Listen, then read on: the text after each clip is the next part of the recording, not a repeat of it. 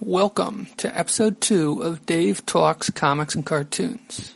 My name is Dave Levine, and on this episode I will be talking about stuff I want to read, Cloak and Dagger, stuff I'm reading, Fury Max, stuff I read, Detective 601 to 614, and Black Widow, Web of Intrigue, and stuff I watched, Justice League, Tabula Rasa.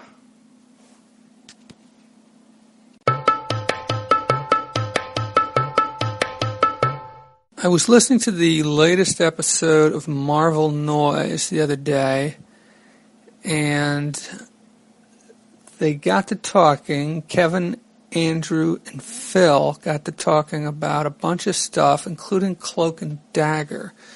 And that's one of those series that takes me back. They didn't really have a lot of series of their own, but they had a few mini-series. I guess they did have a series, but I guess I remember them partly from their initial appearances in Spectacular Spider-Man and then their miniseries. And a few years back, I bought up a lot on eBay, probably 10 years ago or more. The first miniseries and then the first 11 issues of their series that followed that about a year later. And then there wasn't anything else. I thought that was it, but I never really read all of them. I read the first miniseries, but not the rest. And what I found out recently was that actually that was continued in Strange Tales, which was kind of an anthology book that split between Doctor Strange and Cloak and Dagger for a while. But I really don't know too much about that. I guess I should look into it. But anyway, they got me thinking, and I got interested in, because I don't have the initial appearances of Cloak and Dagger, although I think I read at least some of them back in the day. But I know I don't have those issues of Spectacular Spider-Man. So I went back and I did a little bit of research, and I found out that there's 5 issues of Spectacular Spider-Man that they appeared in before they got their miniseries. And those were issues 64, 69, 70, 81, and 82. So I went to do a little bit of searching to see how much those issues would cost. Of those 5 issues, the last 4 aren't that bad, but the first one, it's a little pricey. I mean, I think I found a copy for $10 online. Maybe I can find it for less. I don't know. But it doesn't seem to have been republished anywhere or reprinted anywhere except in the essential Spectacular Spider-Man, which is in black and white, and I'd prefer to get it in color if I'm going to get it. So I was doing some more searching, and I found out that a couple of the issues, 81 and 82, were reprinted also in Marvel Tales. And that was partly because, or this is my guess, they also featured the Punisher. And it seems like in Marvel Tales from 209 to 222, they reprinted all of the Punisher's appearances in Spider-Man books up to that point. So let's see, that's 209 to 222, so that's about 13 issues, I think. And they've got new covers on them. They didn't reprint the old covers. They've got new covers by Mike Zeck, so now I'm interested in getting those. And it doesn't look like they should be too pricey, but I'm not sure if anybody has them as a set available or what. But I mean, that would include the first 209 is the first appearance, a reprint of the first appearance of the Punisher, which of course has been reprinted in plenty of places, but it would be nice to have those with the Mike Zeck covers. So that's something that I think I would like to get. And then I figure if I can get all those Cloak and Dagger appearances as well, I think I'd probably want to reread them starting from the beginning, issue 64, Spectacular Spider-Man, then jump to 69, 70, 81, 82. All of those, plus, I believe, the initial miniseries, and then the series, which ran for 11 issues before merging with Strange Tales, were all written by Bill Mantlo, who is a favorite of mine, favorite writer of mine. So that's something that's a good example of stuff I want to get. And this is the kind of thing that happens very frequently, where I hear something on a podcast and then I start doing research, or I read something on a blog and then I start doing research and I want to read those issues. And I've got so much stuff to read, but anyway, that's the latest manifestation of my stuff I want to read.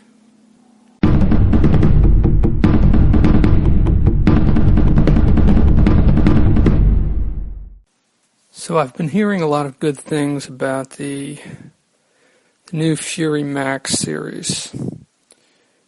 The one that's written by, I believe, Garth Ennis and stars Nick Fury, of course. Hadn't read any of his previous work on Nick Fury. There's 2 previous miniseries, as far as I can tell. So I picked up the trade for the first one, which I believe came out in 2001. I'm halfway through it. I like it. It's drawing me along, but I'm not crazy about it. If I had to put my finger on anything, it would be 2 things. First off, there's a lot of dialogue in some pages. Some pages will be practically devoid of it, and other pages will just be loaded down with dialogue. And that it's a bit of a turnoff. Although for the most part, the dialogue's pretty crisp. Keeps things flowing. Keeps me interested. I guess it's just the sight of all that text on the page. And the other thing that's a bit of a turnoff is Fury himself. I don't know. I find him a bit too one-dimensional. I don't think there's not enough to the character. I mean, honestly, the characters that surround him are more interesting than he is. Gagarin, the Russian, who's working for this dictator. Well, he's practically running the show. Really isn't working for the dictator, but and I think it's Lee, the bureaucrat who's running S.H.I.E.L.D. when the story begins, and I don't know. I find them, honestly, they're a little more interesting. You get a little more character, a little more out of them. But the art's good. The story's okay. I'm not going to drop it. There's just 3 more issues to go. I'm going to read it. The idea was to read this in preparation for then maybe reading the new Fury Max series, but I'm a little uncertain at this point. We'll see where this goes. I'm not sure if the new series is done by the same. The art in this is done by Derek Robertson, and Jimmy Palmiotti does the inks. I'm not sure if they are the same team that's doing the current series or not. Anyway, and the covers for all the issues are done by Bill Sienkiewicz, and they are quite good.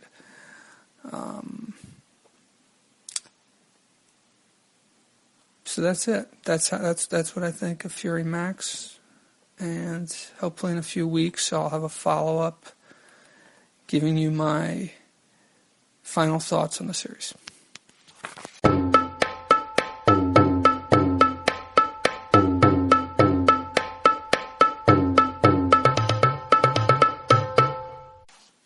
Okay, next up we have Detective Comics. I bought recently and have been reading intermittently over the last few months, maybe several months. Detective Comics 601 to 614. These were all written by Alan Grant, penciled by Norm Brayfoyle, inked by Steve Mitchell, letters by Todd Klein, and edited by Denny O'Neil. I've had a thing for Norm Brayfoyle's art since I first saw it back in the early 90s. I have a few of these issues from back then, in particular the Mud Pack issues. I can't remember exactly which ones they are, which include also an issue of Secret Origin. And the Mud Pack storyline featured all 4 of the clay faces up to that point. I'm not sure if there's any more clay faces now, but anyway, I just I worked my way through all of these, and I've got to say my favorite issues were actually the last two, which don't feature any supervillains. I don't know. A lot of the stories with supervillains just didn't work for me. It just seemed like there were some weird jumps, like in the Mud Pack storyline, where the original Clayface uses a movie to hypnotize Batman or do something to his brain, and it was just something really, it was kind of a really weird jump there. And there was other things like that. And I think the reason why I like these two issues is because there were no superpowered villains in these issues. 613 is called Trashed, and it's about a kid whose father is a trash man or a sanitation worker who has an independent sanitation company. I don't know how realistic that was 20 years ago. And who's dealing with the mob, and his son who's trying to learn something about the sanitation business for a paper he's writing, and of course Batman gets involved. And the other story is called Street Demons, and it has to do with some kids who are on the road to on the road to jail, basically, because they've been stealing stuff for a biker gang called the Street Demons. And Batman, of course, gets involved in this one also. And once again, no supervillains, just a biker gang for the bad guys. But there's some really great shots in this, like on page 19 where Batman threatens the gang, or he takes on the gang, he punches the leader and then, challenges the others. It's just, the panel at the bottom of the page I think is awesome. But anyway, these were my two favorite issues, and this is kind of, I think, the end of this run. I think there's a little more by Breyfogle and Grant and company, but I think there's more crossovers. At least that's what I read on Comics Should Be Good. So I think I'm going to leave it at this as far as which issues of Batman Detective Comics I'm going to read, as far as the Grant and Breyfogle and Mitchell run. But this was issues 601 to 614. Probably worth a look. My favorites were 613 and 614, the last two. And I hope to read some more Batman comics. I have the saga of Ra's al Ghul, which was a mini-series that reprinted a lot of the Ra's al Ghul appearances up to that point, including all of the original ones by Denny O'Neil and Neil Adams, and a bunch of others by other creative teams. So I'm not going to read that next, but I will be reading that soon. And that's it for Batman and for Detective Comics for right now. Black Widow Web of Intrigue by Ralph Macchio, writer, George Perez, penciler, and I think there's a number of inkers on this, including Brett Breeding and a few others. This is a four-parter which was originally serialized in Marvel Fanfare 10, 11, 12, and 13. 10, 11, 12, 13. And this is one that I read back in the day and really loved then. Has now been collected, at least it's been packaged together because it isn't an extremely long story. It's been packaged together with a couple other Black Widow stories. The volume is called Web of Intrigue, but I believe that's the name of this story because the other stories in the book are a story from Bizarre Adventures, and which is a black and white story, actually. And then there's a graphic novel called The Coldest War. I'm not sure what the story for the Bizarre Adventures is. Anyway, this right now, I've only read so far the story from Marvel Fanfare. And this is about the Black Widow, and she has to go back to Russia to look for somebody because that's where she was originally from. If you haven't seen the Avengers movie or aren't familiar with the character, she was originally a Russian spy and eventually came over and now works for S.H.I.E.L.D., at least in this story. This story was originally published back in the early 80s, so 30 years ago or so. And so, but I think it's a really good story. And it's a really good story. The images by Perez are really good. This was done about the same time that he was drawing New Teen Titans back in the day, on the original run of New Teen Titans.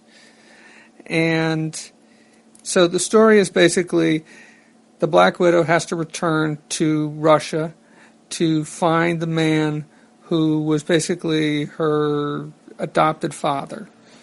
The man who saved her when she was a little girl during World War II, after her mother was killed, and I don't recall if her father was anywhere in the picture, but apparently he has disappeared. Ivan something or other. I probably should write these things down in advance.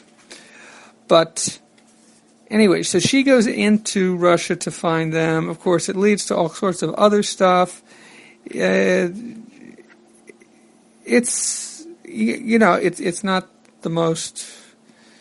I think it requires a bit of a leap of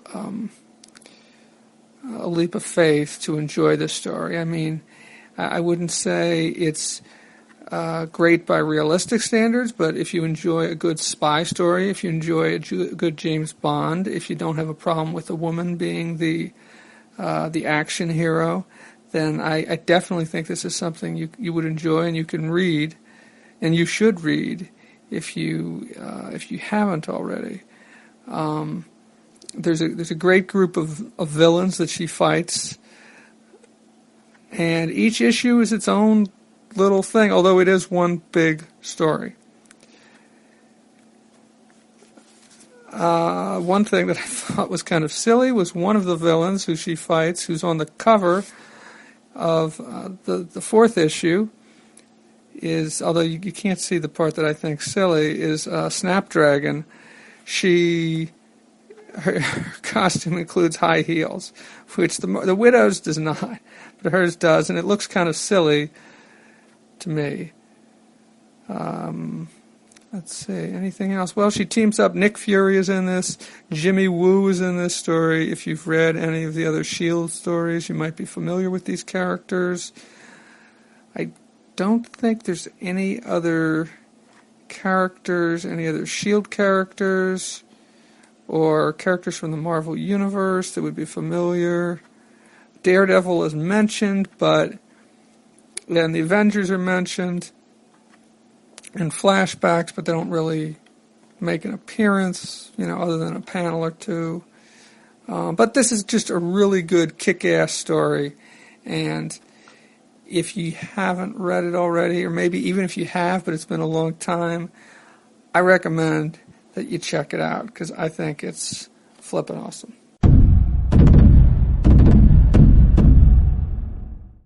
I've watched a number of cartoons this week. I watched Batman Beyond. I watched an episode called Payback. I'm almost at the end of season 2. Which was a kind of standard Batman Beyond kind of story, which had some relationship to teenagers and to involve the student or some students that from Terry's high school, and somebody was taking revenge on people who had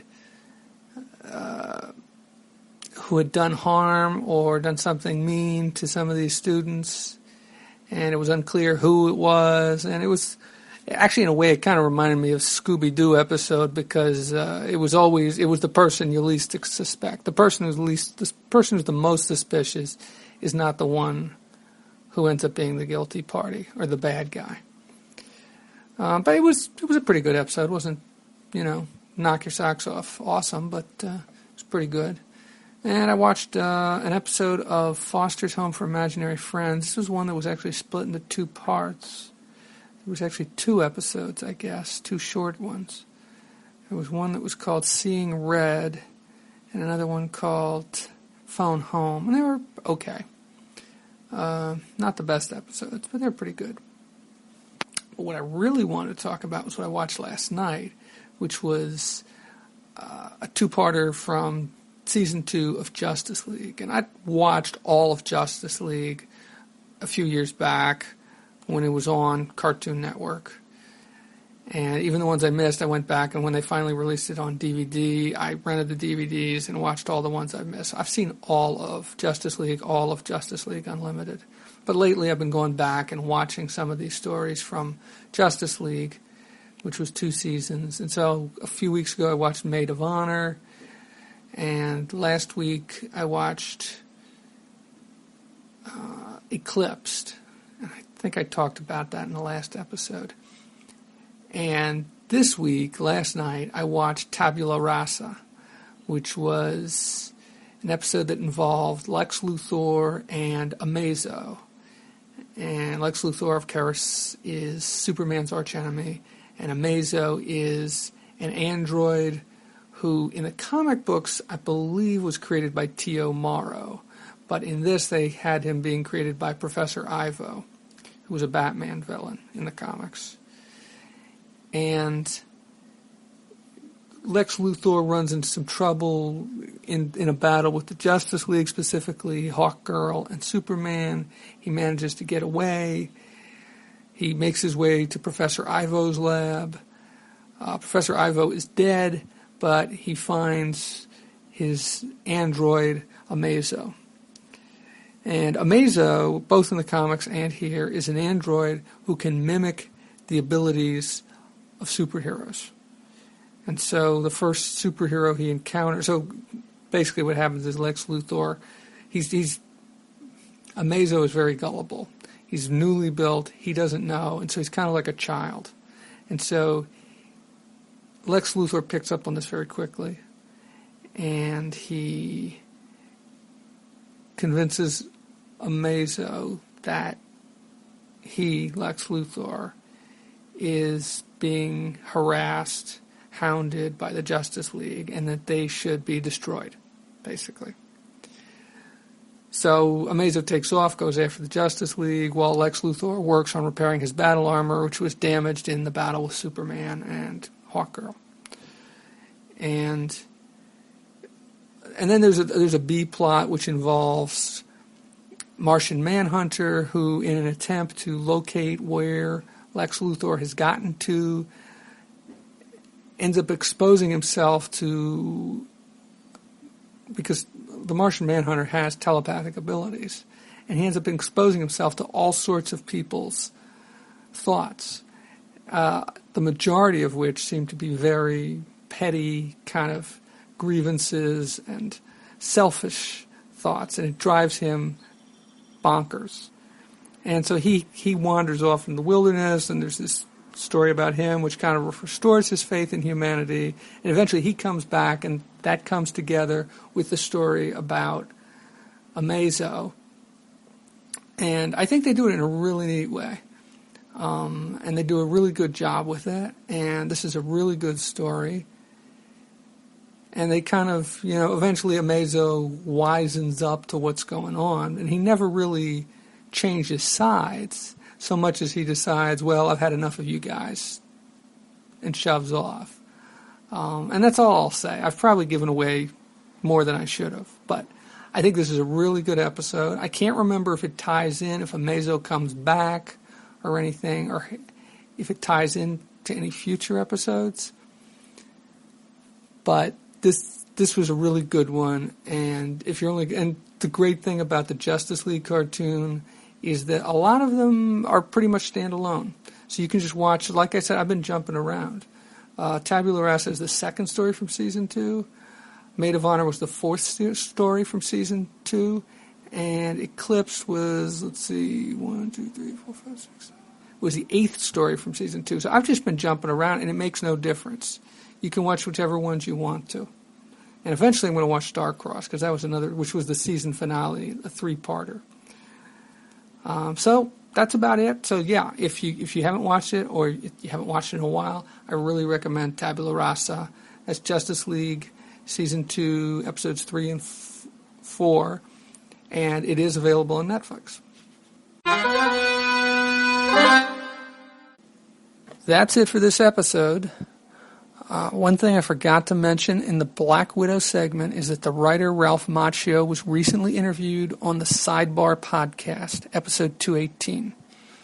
Sidebar can be found at sidebarnation.com, and in that episode he does spend a little bit of time specifically talking about this story, the Black Widow story that he did with George Perez, and how it came to be, and I think the whole episode is worth a listen. I'm not sure exactly where in the episode he talks about it. Anyhow, if you made it this far, then thank you for listening. Comments can be left on the Libsyn page, davelevine.libsyn.com, or at my blog, readingforthetrade.blogspot.com, or you can email me at emaildavelevine@yahoo.com.